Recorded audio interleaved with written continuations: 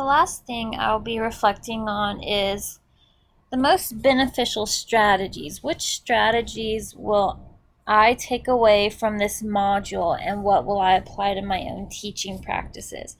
And which lessons were the most beneficial? The two things I felt were the most beneficial and I will take away into my teaching practice, both in a traditional classroom as well as an online, is the importance of really providing good feedback and understanding how we evaluate students.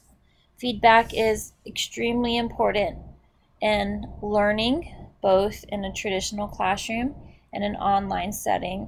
And this whole module, especially part 3, really helped me understand and have good strategies for how to incorporate feedback when I have an online classroom. The course rubrics, no matter if you're in online or a traditional classroom, are extremely important and useful. Using those digital feedbacks in my traditional classroom, even though my seniors or juniors in high school, they love stamps and they will work hard to get the stamp that they need in class. And having these digital stickers has that same idea of giving the kids a way to say, you did a great job in the classroom.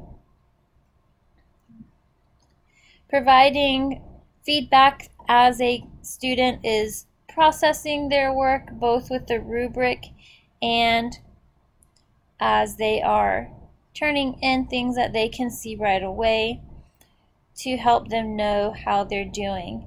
So this again was a good strategy.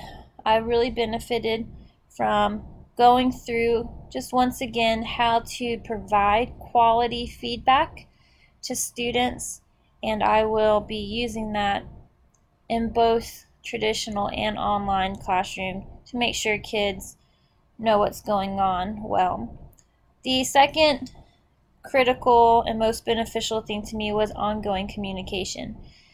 It's easier in an traditional classroom to communicate. You see the students face to face.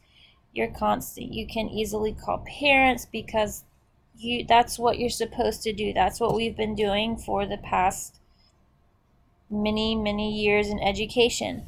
So this was a great part of the module to help me really understand how to communicate within the online classroom, just the whole thing, the importance of ongoing communication, and seeing how the traditional classroom activities that I do translate into an online classroom, such as the newsletters.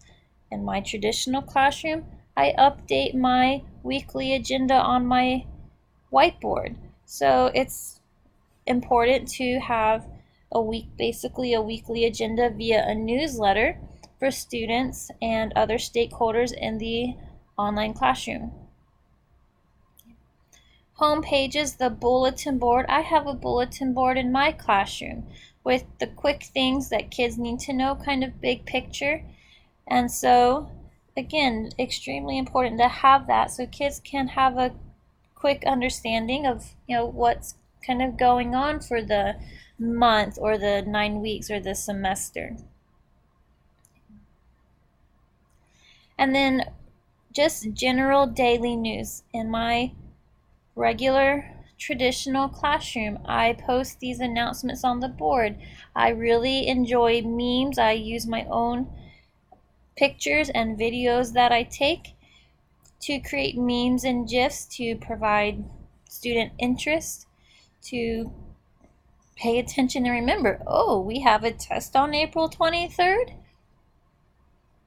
So that should carry over into an online classroom. These things I really never thought about, the importance and different ways to provide that communication.